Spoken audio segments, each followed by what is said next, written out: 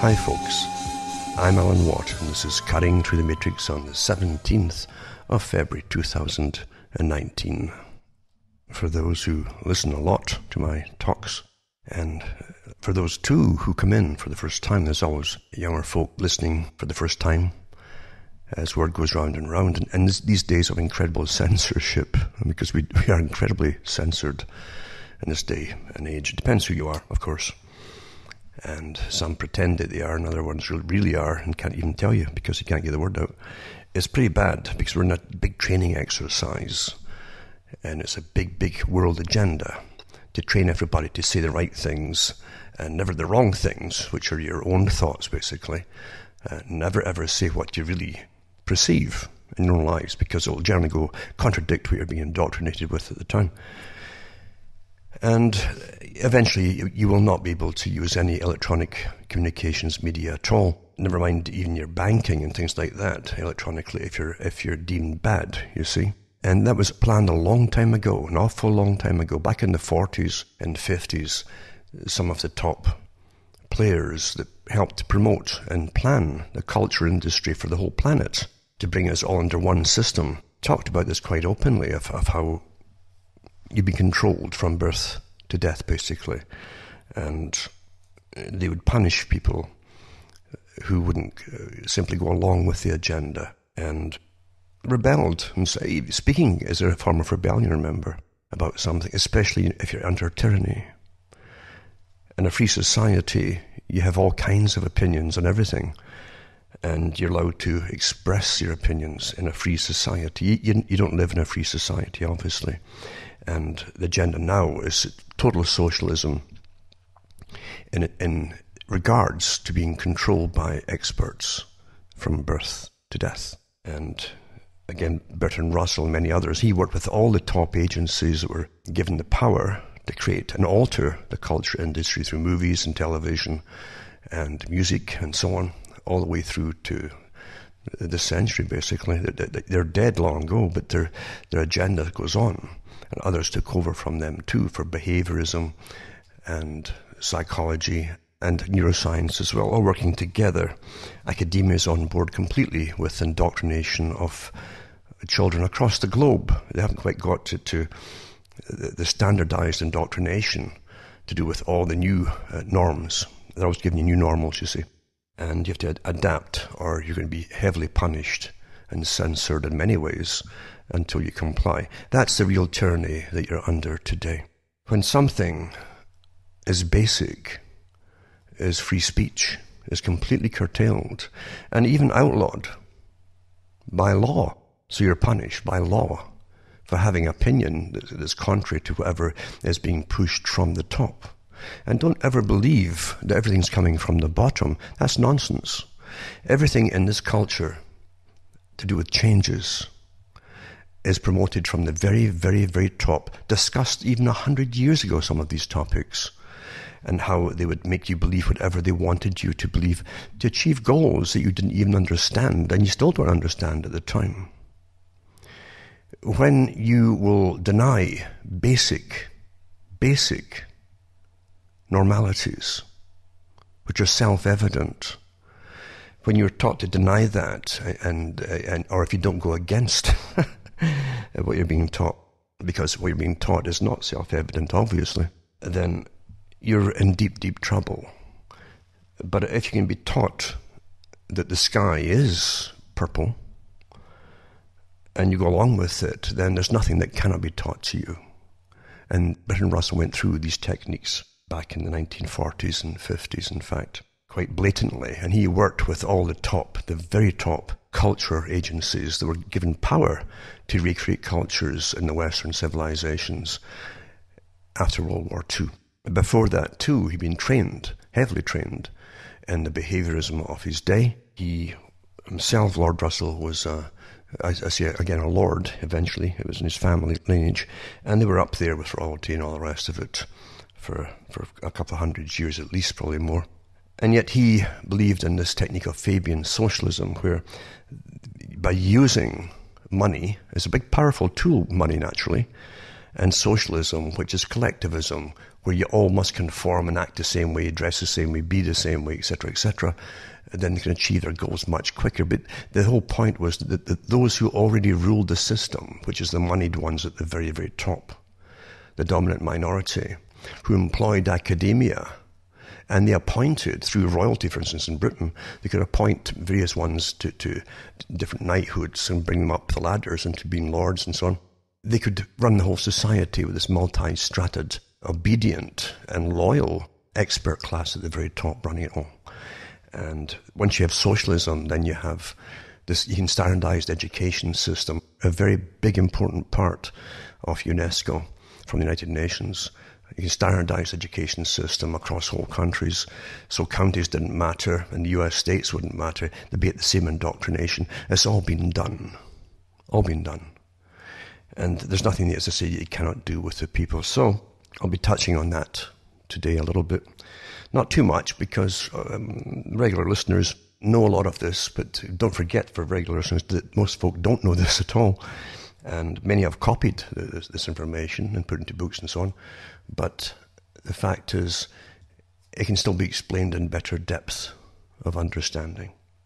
Because understanding is imperative. It's not a matter of just spewing out details and facts and names, etc. It's very much akin, if you understand, to what Mr. Jackson, who has brought, I think it was old footage from World War I back to life by colorizing them and computer altering the grainy effect until suddenly the people you were seeing, like grandfathers and great-grandfathers, are young guys, young people in trenches and so on. And they're not like a different alien thing from the dinosaurs anymore. They're real people who really went through what they went through. And so it brings them alive. It brings their era alive. It brings even their psychology at that time alive, because we can't understand today, with the different forms of warfare, we cannot imagine where whole regiments went over the trenches one after the other, and sometimes 60,000 per day, and all got slaughtered, mowed down by machine gun bullets. It was like rain. The bullets were like rain with these heavy machine guns. Nothing could get through them. And yet we can't even imagine again how generals could continue to carry that on for years, on all sides. But you do see that this obedience thing, it is true that obedience to authority is a technique in itself. Those who rule love to have obedience, instant obedience to their authority, and no other authority, of course. And it works awfully well. A whole science in itself, of course, and even as to why you obey. But as I say, we're touching on that tonight, because it's awfully important to understand, as I say, the way that you put things over to people, because it brings it alive. And if you compare what was done 50, 60 years ago, even 100 years ago, and realize that those experts of their day, this part of this international group, based initially on the British Empire system, which wasn't British at all, by the way. A little clique in London ran it all. And you can't blame the English for it, because most folk were working class like everybody else in Britain. But they were used, of course, and it's easy to use people by using nationality to subjugate other peoples. The old story is the abused becomes the abuser, given a little bit of power, and they can be pretty well guaranteed to do that. And the more you abuse them, the more horrific will be the abuse they inflict on others. Abuse is a dehumanizing technique to begin with, and it's a very powerful technique. So the British Empire was an expert, really, in using orphans, people who'd broken the law as young as 12, 13, 14 years of age, put into jails, by the way. There was no difference at that time for working class people to do with the jails, the kind of jails were put into, or adults versus juvenile, etc. They were all put in the same places. I think the Daily Mail had a good series at one time to do with photographs of young people from the late 1800s who were picked up in rags, children, some for stealing a handkerchief. You see a young guy there at the age of 11 who stole a pair of trousers, probably from a washing line or something, because his own ones were ripped up. Yeah, he was on the streets living, and that was Britain, Great Britain. Remember the word Great Britain. when you see these kind of photographs and realize this white privilege stuff is a whole weaponized technique of the same rulers using it against the descendants of those who've survived all these horrors down through the ages. Don't forget that. And for those who want to do the hating, believe you me, you'll be used in turn as well by the same people. Everyone gets used here because the whole world has to be depopulated. And once you have done what they want you to do and you've been useful to them, then they eliminate you as well. And you'll find that Julian Huxley was very specific about that in his speeches. But that's a different thing again. So remember too, you can buy the books and discs at cuttingthroughthematrix.com. You can get the discs too, going back many, many years of the talks I've given, many thousands of them, and they're good quality discs. And that helps me to tick along because I don't demand money off anybody, and I don't sell you all kinds of gimmicks or whatever it happens to be to make money. I just still count on the few who occasionally will send something this way. And I don't live high in a hog at all, believe you me. And I don't have a staff to do everything for me either. I do everything myself. And this last week, for instance, I've been battling the elements, I mean, really big time, with snow dumps of 2 to 2.5 feet sometimes. That's without the drifts. The drifts go up to about 5 feet at times. And I've had about 3 this week alone, and there's more to come in about 3 days' time, I think it is. And between that, at night time, I'm getting maybe minus 30 on the centigrade scale, quite often actually. And right now it's minus 27 or so on the centigrade, minus 27 that is. And on the Fahrenheit it's about minus 20. The way it works out to be, anyway, that's really how it averages. But it's always way below the zero on both scales. And during the days, this is one of the coldest winters I've seen yet here. And my winter started in September with the snowfalls, and the snow stayed, didn't disappear. So since September to the present, I've had stacks and stacks of snow. Lots of folks, I've had several troubles with their roofs caving in. I've had a horror show here trying to save mine. And never mind the digging your way out all the time. It's like a full-time job now. The winters are extending longer and longer with heavier winters because obviously under global warming, it means that the opposite is true, you see. At least for me and for a good part of this hemisphere. Mind you, too, we also go through these natural phases down through time. Weather has never been static, like forever and ever. You've always had sometimes a century or two of cooling, a century or two of warming. And even between those ones, you can get ups and downs. Like during World War II, you'll find people at the time who were children who remember that the tar on the roads were melting in Britain, for instance, with the hottest summers they'd ever experienced. And then we went back down to the freezing by the 60s, and that's when the boys that became ECDC left Scotland and went over to Australia because in one of the worst winters they'd had then at that time. So that's normal, you see. If you think you're in a clockwork universe where it's always the same, there's nothing further from the truth. Nothing further from the truth. But of course it's used, this whole thing of weather, for different purposes too. And the spraying has been quite open, actually, since about 1998 to do, and that there's their talks on their geoengineering, if they were ever to do it, sort of thing. Then they admitted they are doing it, but it's only testing it, and this is from university talks and so on. It's quite open. They've been doing it for a long time, quite extensively across the planet. And with that happening, naturally you alter weather, and that is the intention of geoengineering. And then they'll blame the public for causing global warming or climate change or whatever it happens to be. What nonsense, eh? As I've said before, we've had so many ice ages with obvious warming of and the disappearance of the glaciers in between to bring it back to the next ice age. It goes back and forth, back and forth, back and forth, long before humans apparently were even on the planet. But reality doesn't matter once again, eh? Facts don't matter when you've got big agendas at work. So remember, buy the books and discs at cuttingthroughthematrix.com and make a note of all the other sites I have, because if anything happens to one, the com site, hopefully you can always get them from other sites there. They're all my sites that are listed there. They're all Cutting Through the Matrix. And there's also Alan Watt Sentient Sentinel.eu. Anything happening, hopefully you'll get it elsewhere. You'll see the ones listed on the com site anyway. Make a note of them all. Because you never know. Things are really closing in. Now, the weather, eh? But there's no point reiterating the talks that were given 20-odd years ago to do with geoengineering, or the Club of Rome even, for that matter, that really was given the task of finding some kind of crisis they could blame humanity for, so that the authorities could step in across the planet with a uniform system of controlling human population, number one, which would then control, obviously, human consumption of all things, not just food, but all produce. And they could bring down the population by increasing the prices of energy, especially, because energy is awfully good for human life and existence, including heat.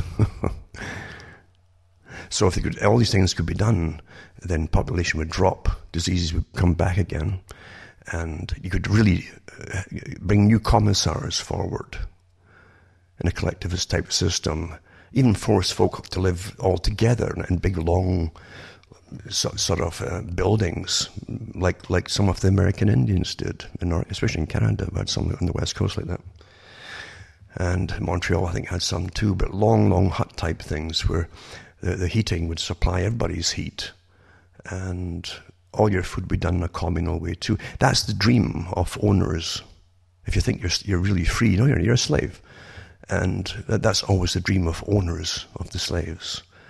And they'd have an expert class there that would live better than everybody else, because part of their job is to indoctrinate you all to accept your station, basically. And to accept why you can't have extra food, or you can't have what you want to eat, for instance, and you can't have more heat when your feet are turning blue. And they could, and they will, they'll make it awfully acceptable as time goes on, by using fake crisis to make you comply. You can make children believe anything if you get them early enough. And they've done all the experimentation with that. There's reels and reels and books and books and books of how to do it for those who are interested in behaviorism and control. And that's really what psychology is about. For the public, to normalize a topic like psychology or psychiatry too, you bring out a Freud. The initial thing was to help individual sufferers, you see. But in reality, no, even in behaviorism too, the money's all from top foundations that work for the owners of the planet. Now, often the foundations are owned by, generally they are owned by the owners of the planet. They understand how all these techniques are done, how they work, what can be accomplished, how long things take. And if something, a specific aspect of psychology might take 5, 10, 15 years to change in culture. Some might only take 4 or 5. To change major things or major norms into different norms, it might take a generation, maybe 25, 30, 40, 50 years. And they constantly do polls to see what age groups are accepting the new norms more quickly than others. So that they're pretty precise. They know exactly how long it's going to take by their constant polling and checking off the same topics year after year after year. They also do polls to find out how they can alter the minds of those who still have their own think, or wrong think, as I like to call it, as George Orwell went on about it in his 1984 novel, which showed you a tyrannical system. We're pretty well living through it, as I've said before, but folk have no idea to what extent it is, because it's a pretty painless prison camp at the moment. You can get by if you're hooked on the internet or on cell phones and gadgetries and so on. Lots of cheap entertainment. You're allowed to have as much sex as you want if you can find it. And they give you all kinds of substitutes for sex now too, you see. All the old norms are being crashed, and they give you all kinds of new things to do. And they promote them too. They promote all these new things. No matter how bizarre it would seem to someone who's old-fashioned, say, a bit older, in other words, they make it all acceptable. Now you have to remember too that the Council on Foreign Relations, which is simply a branch of the Royal Institute for International Affairs, has branches across the whole planet, running every country pretty well. And every member accepts the fact that they must have world government. And the US was picked after World War II, really, to become the spearhead for world government, using financial clout, by using the World Bank, which also is a private group belonging to the Royal Institute for International Affairs, as is the IMF too, and the Bank for International Settlements. These are not public institutions. They'll accept public money from governments, handing it to them. That's your tax money. So you're living in a system run by a private group, really, with many branches, specialised branches, but it's the same group. And it took over from the UK or Britain. But London, the City of London, the financial institutions still have a big part to play in it, of course. But one of the major think tanks, and don't forget the CFR is itself a think tank, supposedly, that advises nations across the world. They're not voted in by anybody or even given a vote to vote in by the public. They just somehow are there. They're grafted onto it. And we accept that because most folk are oblivious that that's what these leaders all are. All the leaders are. All the party leaders are. Doesn't matter what party it is. And I've mentioned so many times before that the whole idea was to get away from politics to understand things. You must do that. And I've watched a whole massive movement in the US that was the last really free system of discussion where you could say things and get a lot of this stuff out into the limelight for the first time. And unfortunately, everything's been subverted and destroyed until they brought you right back into politics again, very, very cleverly. That's what counterintelligence does. But you're right back into the con game of politics and parties. The same agenda will go on regardless of who's at the top. And politicians at the top are just there to have tomatoes thrown at them, basically. That's an analogy, at least. It's a punch and judy show, you might say. The public can vent their anger by saying, well, that's it, we're going to vote somebody else in next time. And that's what you do. Who promises this? But the same agenda continues. It has your whole life and before you were born. It's an agenda. Anyway, the Club of Rome has all the top members in it. They'll belong to it. And people who are on the board of it, in fact. You'll find that even Jimmy Carter is a high member of it too. And many well-known names if you look into the membership of it. They were given the task, as I say, to find something that they could use to dominate the public. It's interesting, the talks I gave many, many years ago, 20-odd years ago, are now in different books, as though they came out for the first time. But I never mention you at all.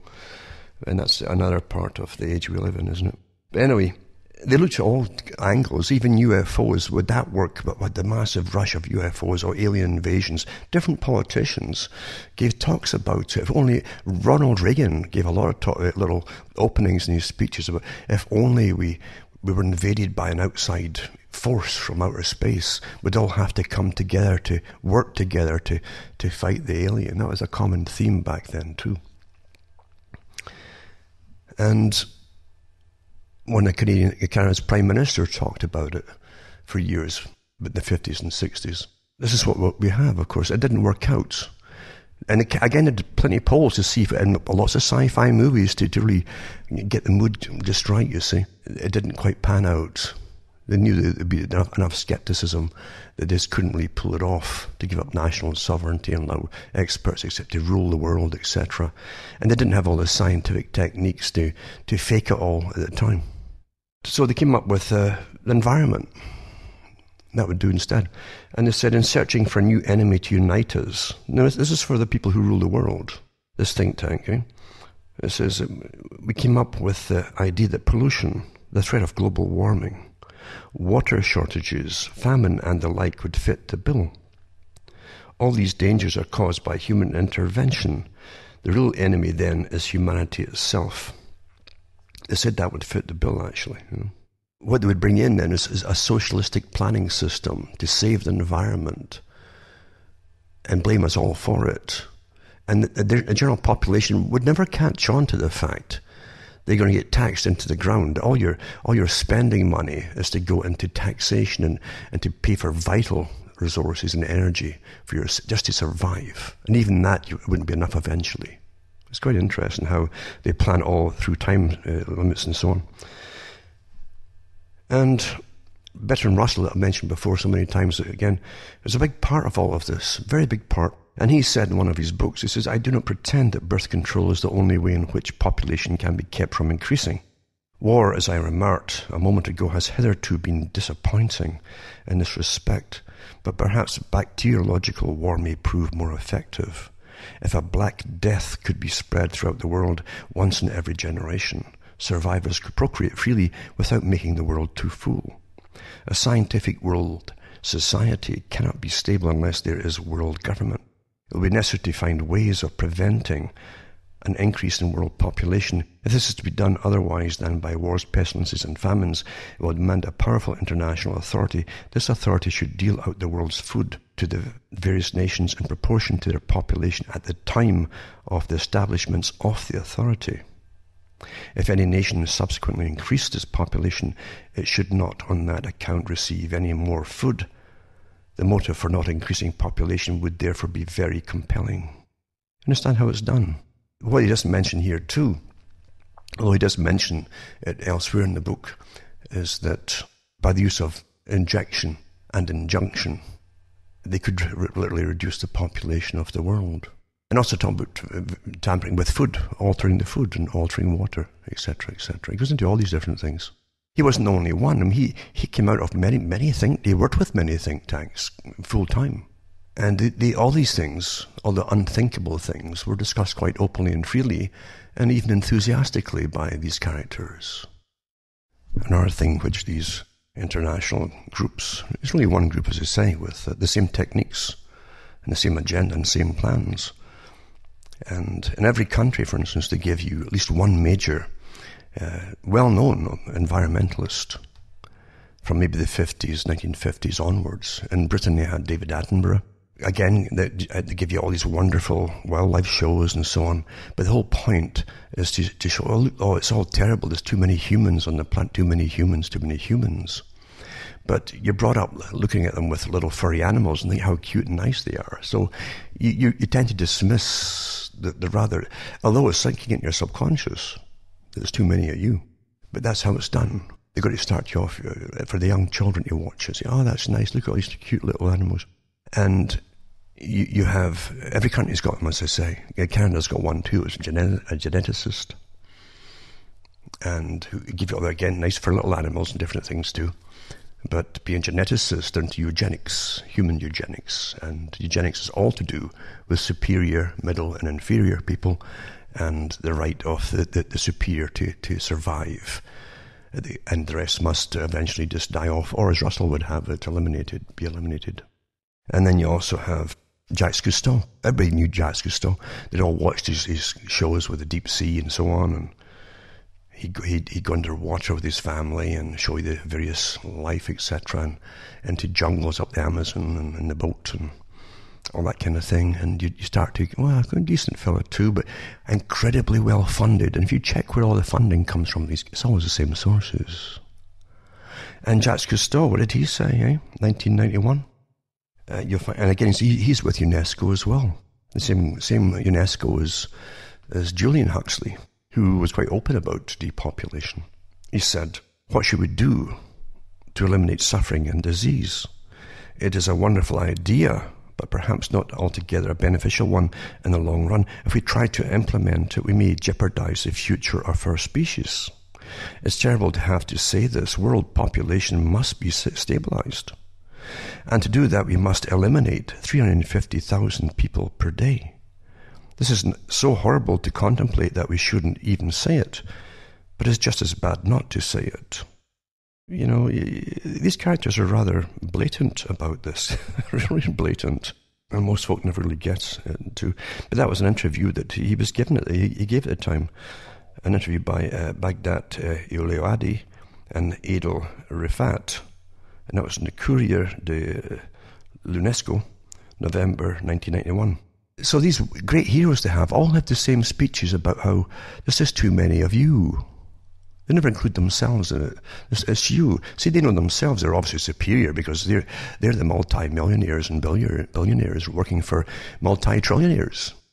But it's so slick, isn't it, that it's hard for a person to reconcile a nasty thing like that coming from the mouth of someone who loves all these little animals that you grew up being utterly entertained with and overwhelmed with the wonders of it all. It makes it easier to come out of the mouths of these people. I guess he didn't really mean it. He's such a nice person. And that's how you forgive him. They mean it all right. They really, really mean it. They have a hatred for the ordinary people that they say have no function. The ordinary people, the masses of people, the consumers have no function. They really believe that. Your period of necessity is over. They don't need you anymore. That's true, getting back to the sexual different mores and so on. There's been pushed for years now. It's as long as you don't have children, you can use any other kind of substitute of what it happens to be. They haven't even unrolled all the gadgetry they're going to bring forward to you yet. Just don't have children. And you'll die off. They're already complaining and say, well, you see, there's just still too many of you around. You should not have had children. We gave you all the abilities to get rid of the children or even not to have them in the first place. And they're not happy with that either. And then you get the double speak of world banks and so on, and even your own national bank. Well, there's just not enough people to pay off the national debt. Well, what do you want? Do you want no people or very little people, or do you want a lot of folk to pay off the debt? It's nonsense. You understand, when something doesn't make sense, you're being fibbed to, put it that way, rather mightily. But that's what you're living in. Amazing system. And it never ends. It really doesn't end.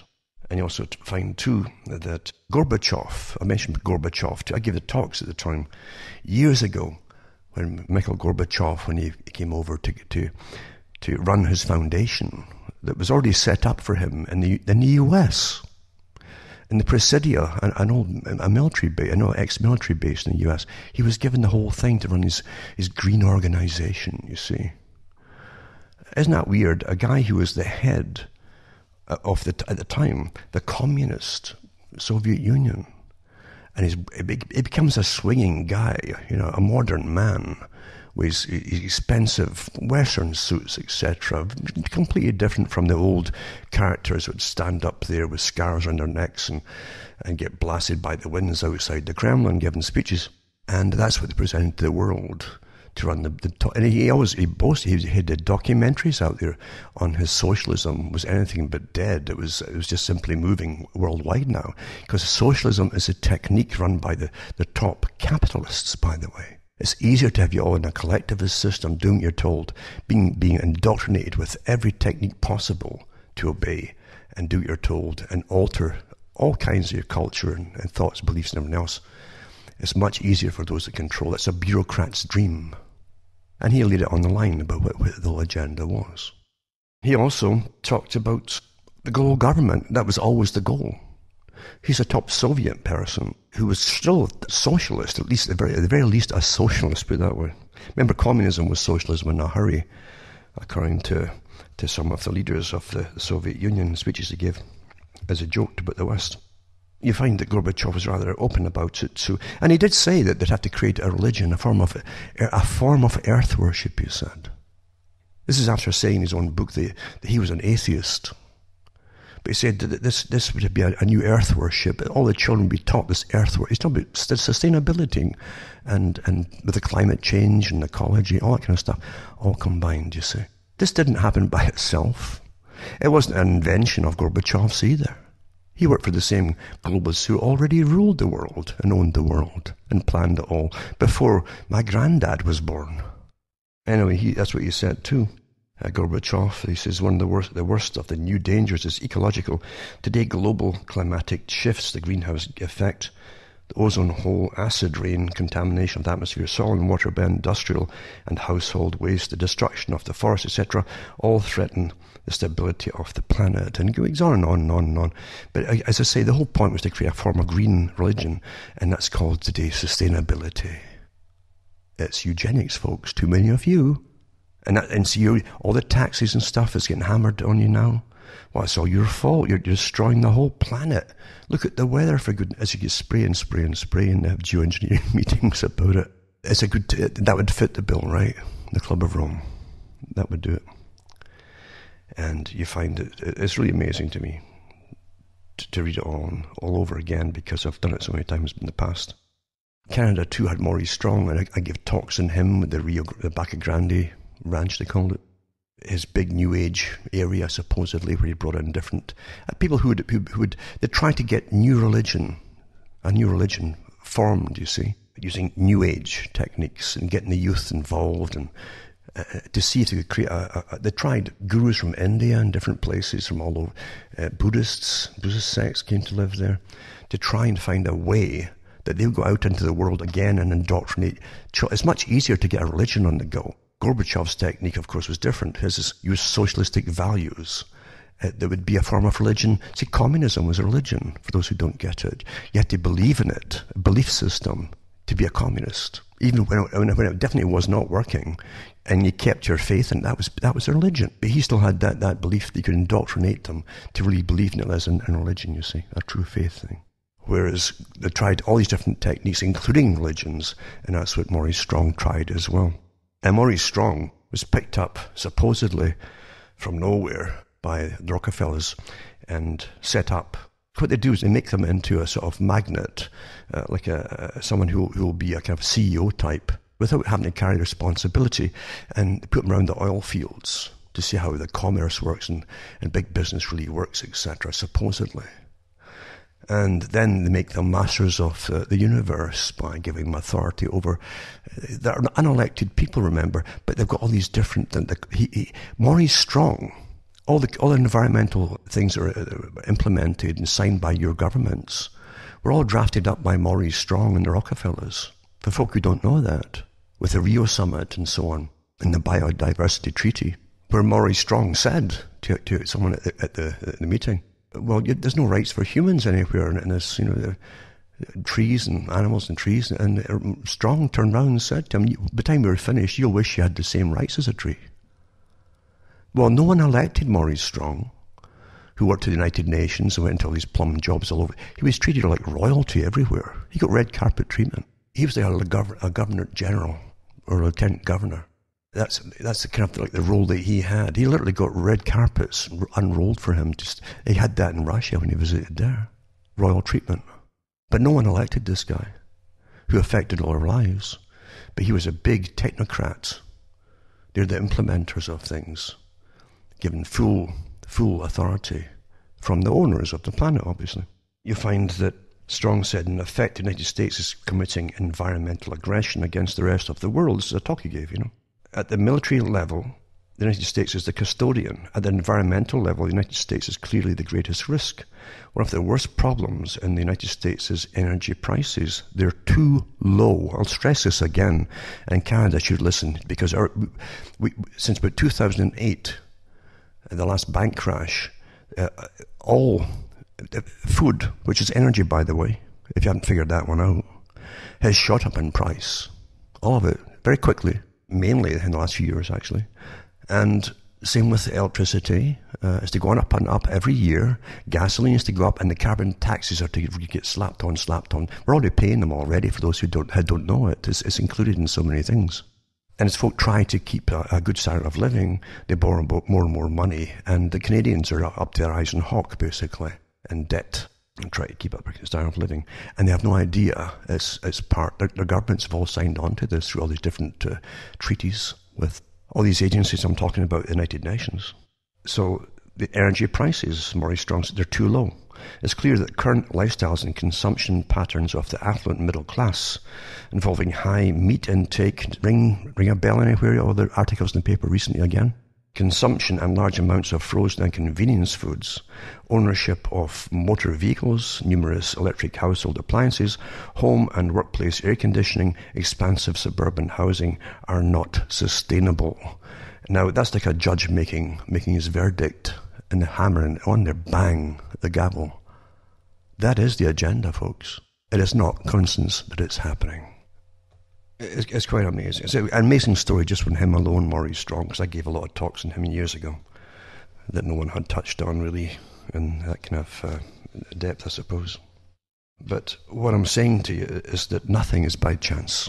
I gave the talks on when the United Nations had their technocrats out talking and getting everybody to sign on to austerity programs.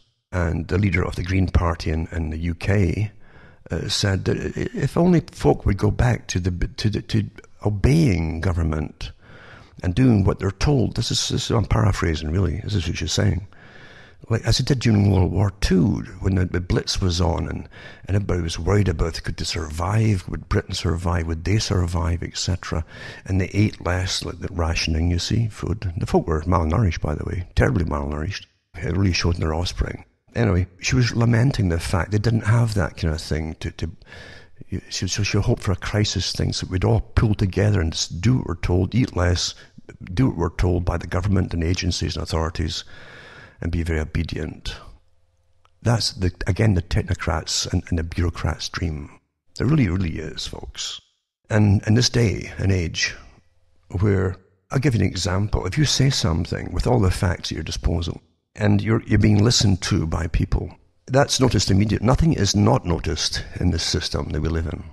And out of the blue will come characters that will be elevated way, way above you financially. And they'll say amazing things, and they'll and they'll use the same kind of talks you're given, and often borrow your stuff heavily. Then they'll bring in aliens or something else, or some strange thing which ridicules what they're saying. The intention is to ridicule the person that's giving the facts out without all the bizarre stuff.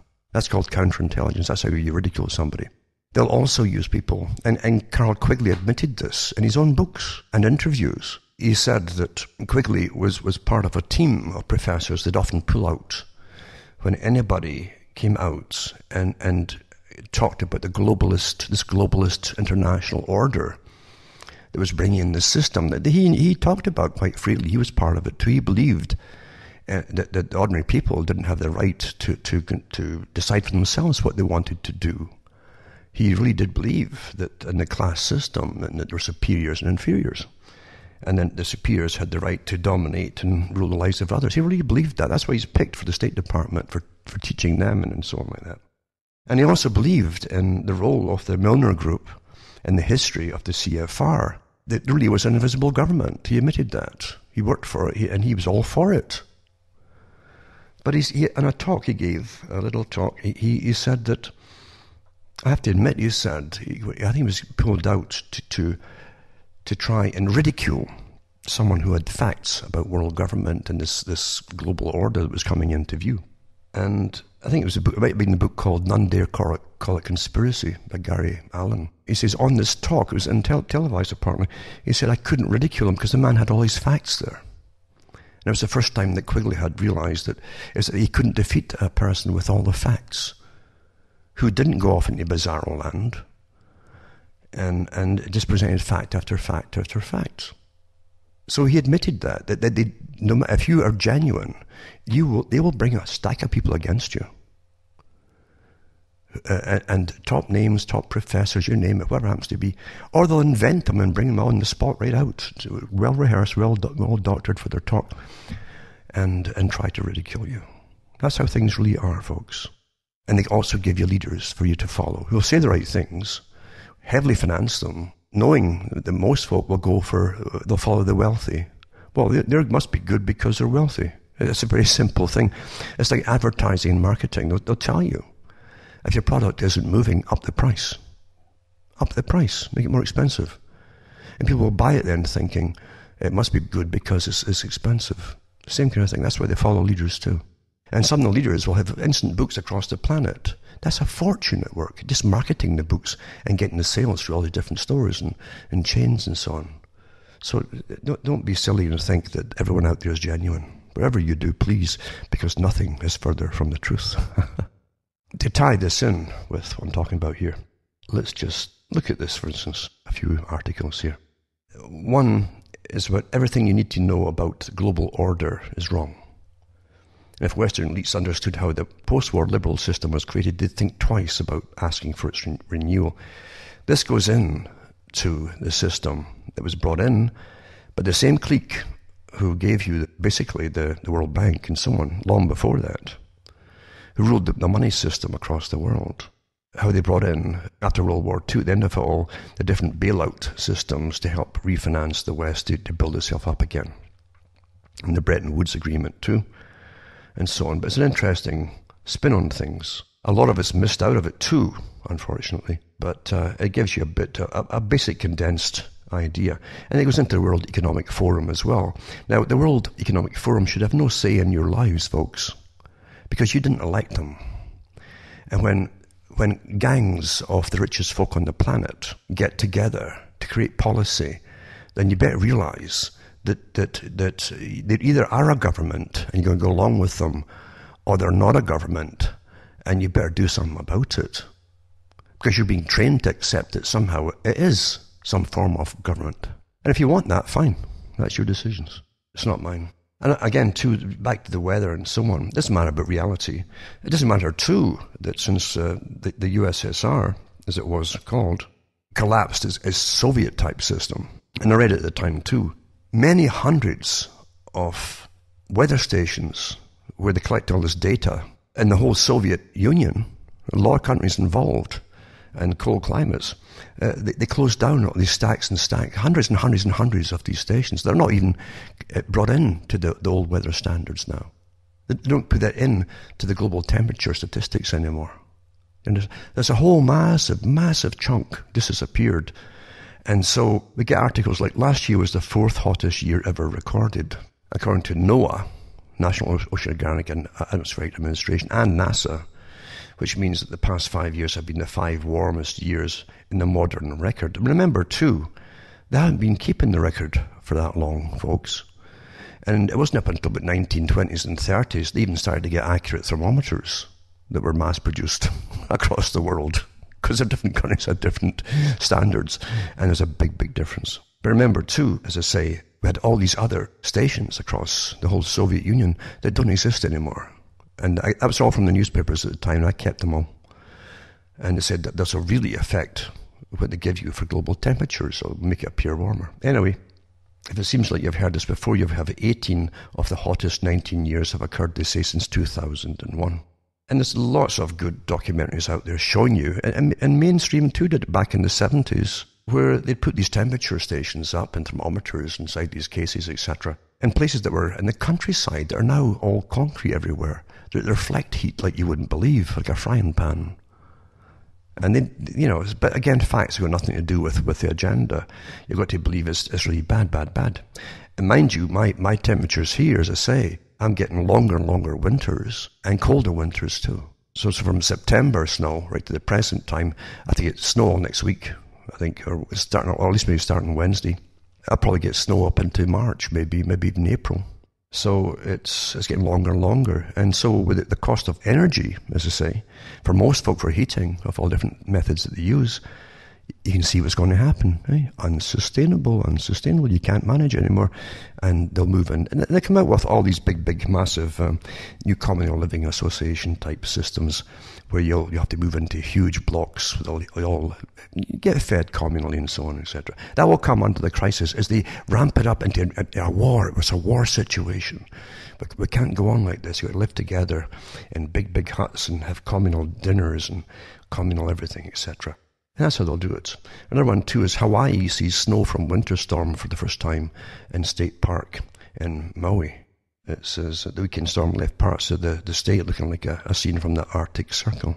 And then you get snow joke. Cold weather can cut the range of the Tesla Model S and other electric cars by more than 40% as it saps their battery power. Now, this is in a fairly mild temperature where they were testing these things.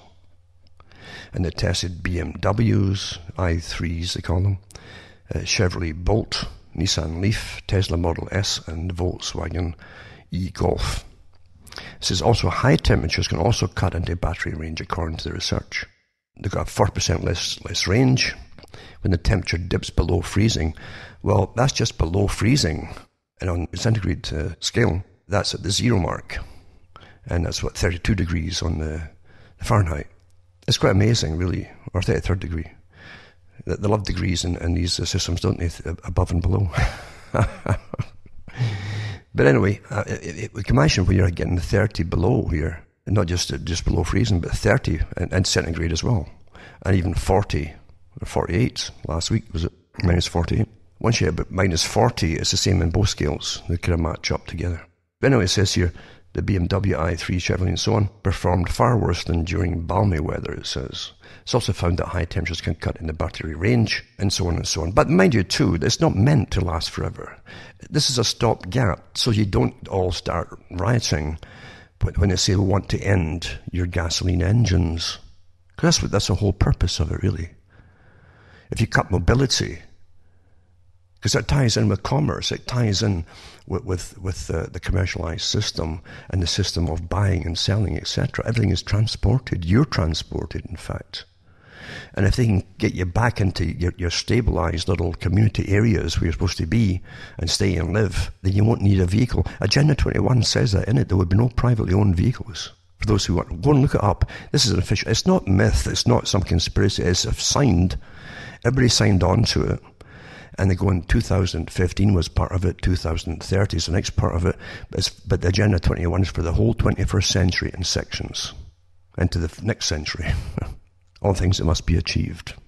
Again, from the same group that gave you sustainability of all kinds, Maurice Strong's groups, the Rio Summits, etc., biodiversity. It's all the same one group that gives you all these things. They've decided how you're going to live, and how you're living now, by the way. Then the other scientific group that runs with the minds give you all the cultural changes and sexual changes, things that you're going to have to accept and adapt to. And even maybe participate in, because you're not going to be allowed eventually to breed, period, without permission. I'll put this link up too. Also, climate change is more dangerous than terrorism. The head of Portugal's UNESCO, that United Nations again, Educational and Scientific Group, National Commission, said that climate change was more dangerous. It says, adding that it put the planet's survival at risk. See? It's a war. It's a war. And humanity, you're the enemy. Doesn't say that, but Maurice Strong did, and the Club of Rome did, and the Way You're Living did. Philip Duarte Santos said at a conference on climate change in Lisbon, organised by UNESCO, that they always say this rising sea levels could lead to a human catastrophe unlike anything seen before, he says. Oh, no kidding, eh? Amazing. I guess these guys really do have time machines go back into millions of years ago, and even thousands. Well, that'd be quite the feat, going back thousands, or even a few hundred, eh? But no, they just know these things, because they say it. If they say it, they must know it. That's all it often takes, is something to say it. The country's Foreign Affairs Minister, Augusto Santos Silva, said that Portugal had a responsibility in the area of climate change, as it would be one of the countries most affected by it, but it's also one of the most determined in fighting its effects. So it says a war, you have to fight its effects. So how do you fight? Well, depopulate, stop consumption, etc., etc. Meanwhile, 7 in 10 natural UNESCO World Heritage Sites are at risk of being affected by climate change, they said. Santos, who's the head of the National Commission for the Environment and Sustainable Development, said 71 of UNESCO's natural sites included in a list of over 1,000 that are defined as World Heritages will be affected by climate change. So they keep saying these things, eh? They don't give you any proof of it, but they keep saying it. My goodness. Well, would they lie to you, for goodness sakes? They're professional people. Australian court, I'm going to laugh. Australia really, it's easier to push the avant-garde systems in Australia. Australia, it's got some things in common with the US. The US doesn't realize it, but it's people from the Soviet system know it. They can see it. The US has simply continued in a more scientific method the revolutionary spirit and the revolutionary cause that was behind even Marxism. They keep pushing it and pushing it and pushing it and pushing it. It's Trotskyist. I mean, it's perpetual war against all normalities. And any normality that's made a new norm for maybe 50 years or even 20 or even 10 years will then get smashed and must evolve into another new norm. You see, that's Marxism with a dialectic at work. Nothing must stay the same for any length of time. And Australia has got a lot in common with that too, because it's really far left. And under the guise, this is the trick of it, under the guise of far left, we the people, the same world agenda can get pushed much easier when folk think it's somehow their system.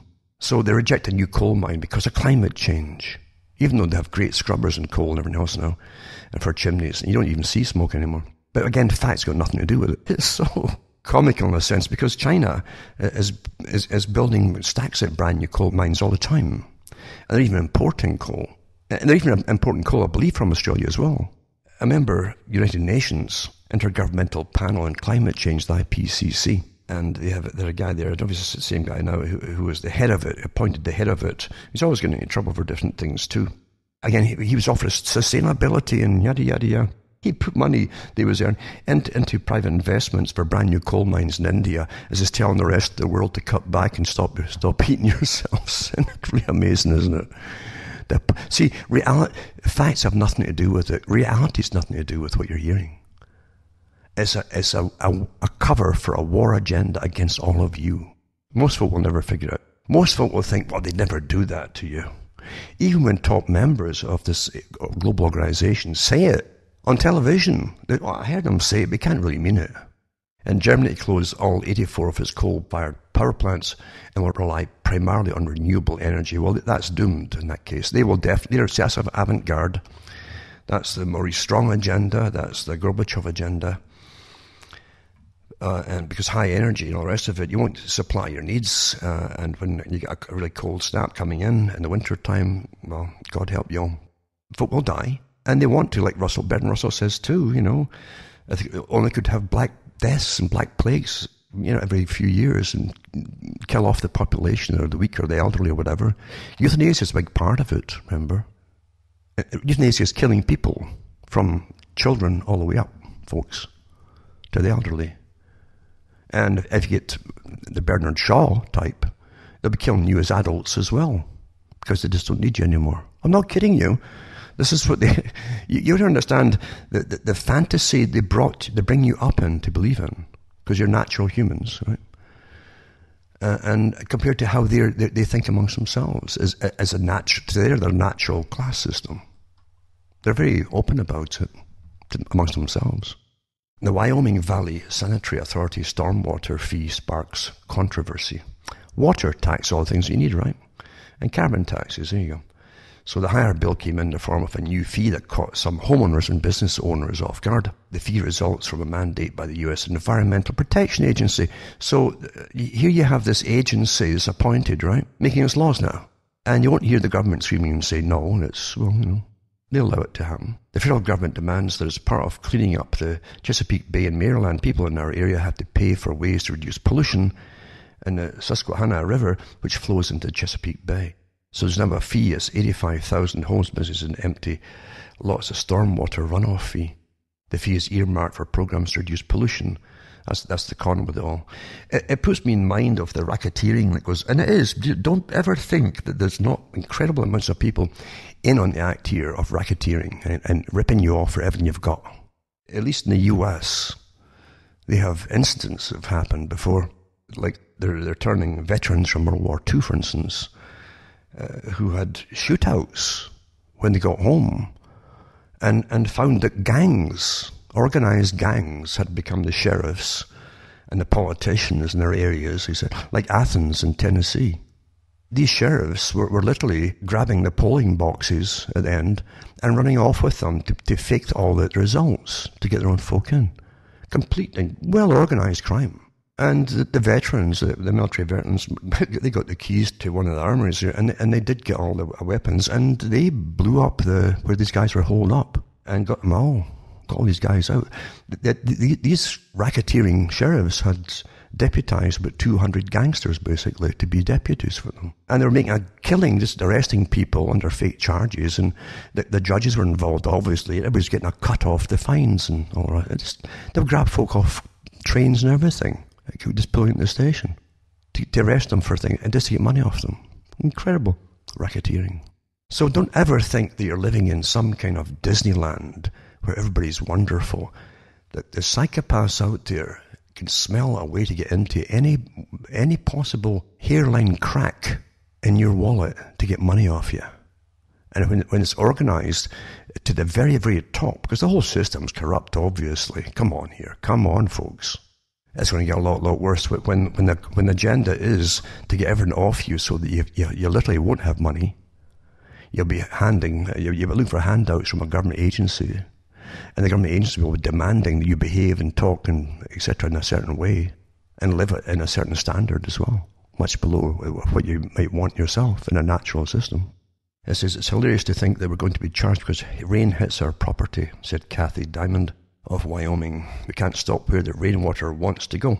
There you go. That's only a little bit, but you start tacking these things onto everything you buy, which is your real carbon taxes and energy taxes. How much did it make? How much did it cost to make even the wrapper for that chocolate bar? And you got these this new priesthood that sits there. They're not deciding how many angels are dancing the end of a pin.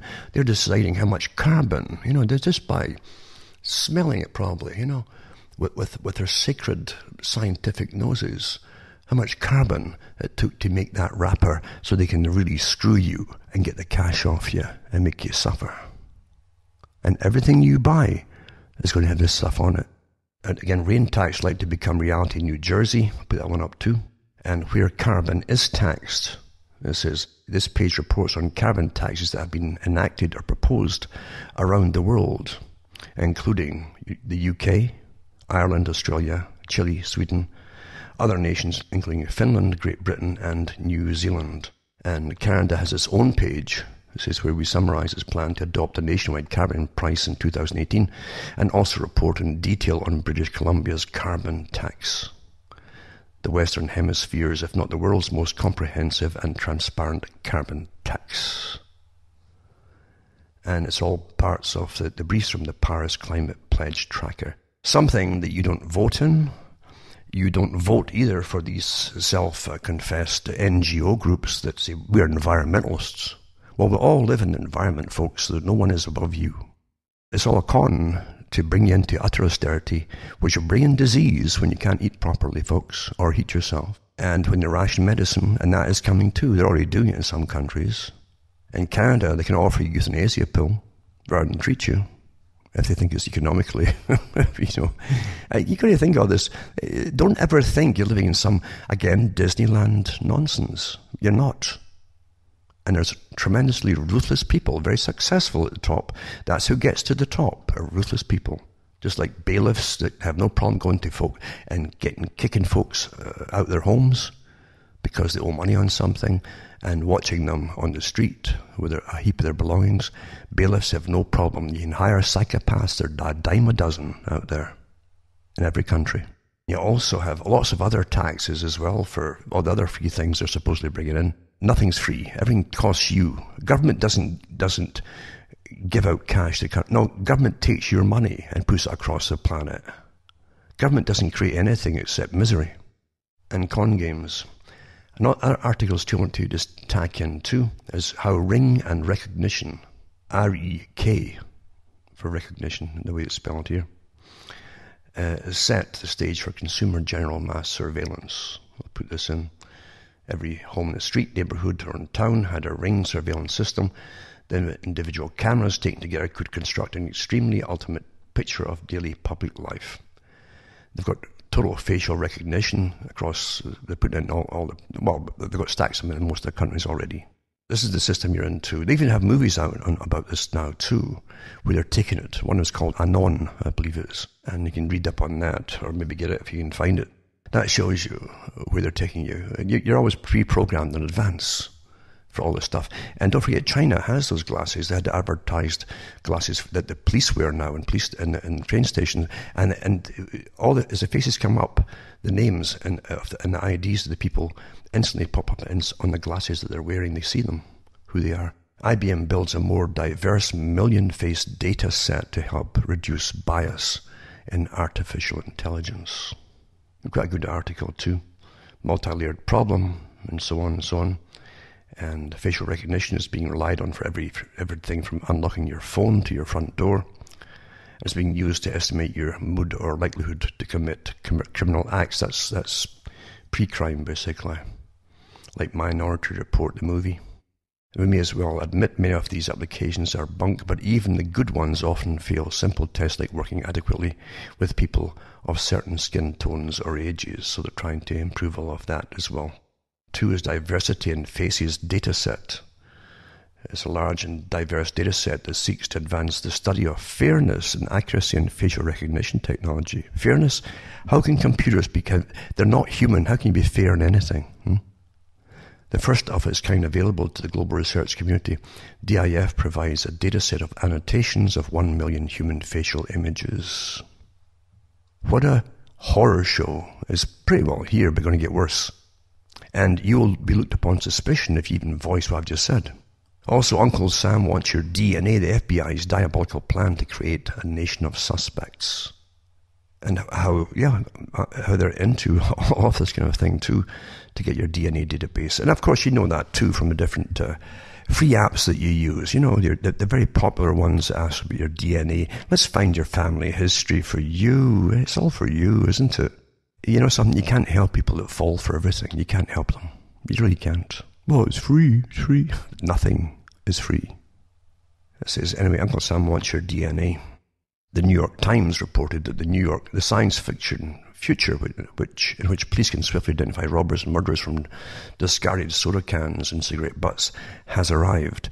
In 2017, President Donald Trump signed into law the Rapid DNA Act, which starting this year will enable approved police booking stations in several states to connect their rapid DNA machines to CODIS, the National DNA Database. And genetic fingerprinting is set to become as routine as the old-fashioned kind, it says. Now, it's true, Trump, for folk who don't listen, he did say before he got in that he was going to massively expand the surveillance systems and technology. Well, he is. The same agenda would continue regardless of what party or person was in. They're all sworn to the same agenda. All the rest of it is just drama and soap operas for you to pass the time and get angry about. One of the best at-home DNA testing companies is secretly sharing your data with the FBI. To test DNA immediately following arrest, President Trump has signed the Rapid DNA Act into law. The courts which have ruled that police can routinely take DNA samples from people who are arrested but not yet convicted of a crime. And local police agencies which are chomping at the bit to acquire this new crime-fighting gadgetry was embarking on a diabolical campaign to create a nation of suspects predicated on a massive national DNA database. So Family Tree DNA, one of the pioneers of the growing market for at-home consumer genetic testing, confirmed a report from BuzzFeed that it has quietly granted the Federal Bureau of Investigation access to its vast trove of nearly 2 million genetic profiles. And it goes on and on and on. And it says here, the move is a significant concern to much more than just privacy-minded Family Tree DNA customers. As Bloomberg notes, one person sharing genetic information, say one family member, right, also exposes those to whom they're closely related. That's how police caught the allegedly Golden State killer. And here is the stunning statistics. According to the 2018 study, only 2% of the population needs to have done a DNA test for virtually everyone's genetic information to be represented in that data. There you go. What do you think of that then, eh? Also, clicking on terrorist propaganda even once could mean 15 years in prison under new law, and the UN inspector accused government of straying towards thought crime with the law. So anyone who views terrorist propaganda once online can be jailed for up to 15 years under new laws that have sparked human rights concerns. And this is in Britain, I believe. MPs have urged the government to scrap plans to criminalise viewing of information useful to a person committing or preparing an act of terrorism, which goes further than the much-used laws. Now, you know darn well that no matter what they say it's for, they'll expand it to every thought that you have that's not quite politically correct. It says that a United Nations inspector accused the government of straying towards thought crime with a proposal which originally stated that people would have to access propaganda. Now, who's defining what was propaganda, eh? On 3 or more different occasions to commit a terror offence. So looking at something 3 times or in different sites maybe for a topic is going to be called a terror offence. And eventually it will be, maybe in 5 years' time, who knows, maybe in a bit longer, depends. They'll do their polls to see how well it's working. So everyone's got the same opinions and so on, and you all say the same thing. You all look at the same stuff on the internet. They pretty well know how long it'll take to train you all and punish the ones who don't, obviously. The threat's often enough for most folk, a few warnings. Then they'll come to the door and give you a warning. That's all coming. This is tyranny, folks. It was meant to be this way because the internet was never going to be used to give you freedom. The last thing that power and control would ever give you is freedom. But they used the technique beautifully, the mousetrap, didn't they? Here's the cheese, there's the mousetrap. Go and play yourselves. It's all free until you can't do without it. In fact, you can't do without it, even do your banking and so on. And then they'll punish you. It's for something you need, which is the system, the internet to use to survive. And that's what they're going to do. Like Bertie Russell said, they would use something like this, and he was dead on. They never change their agenda, you know. One click and you're out. UK makes it an offence to view terrorist propaganda even once. It says, oh snap, UK netizens better hope they don't have twitchy mouse click finger. This is all to scare people off too, and it will work more. Remember, law and even police are used with the threat of intimidation. They'll intimidate you and coerce you into doing what they want you to do. And if that doesn't work, then force is used. That's what it is. That's how all law is the same way. And so that's the system you're living within, and most folk don't even know it. So anyway, I don't tell folk it's all, abandon hope, all ye who enter here. I'm just telling you that the world is and was designed to become a rather evil place by the experts. I think the only time people had a bit of freedom was probably before the Normans came in, for instance, to Europe and then through Britain. People in rural areas scattered across the planet lived a bit more freer in small tribes. But once money came into being, forget it, folks. That's when money is power over others, you see. And money can then buy different systems. You can buy the food system until you got nothing left, until you join them and do what you're told. And then you become dependent on that one system and the money system to buy the food that you once grew yourself, you see. Money's always been about power and dominating other people and having them do what you want. You can hire whole armies with money. Again, as I'm way over time. I wasn't even sure what I was going to do this week because, as I say, every day has been a battle here with the global warming and dumping all the snow on me and ice, even ice storms and things like that. For myself, from a very cold Northern Ontario, Canada, I'm Alan Watt. It's good night. May your gods go with you.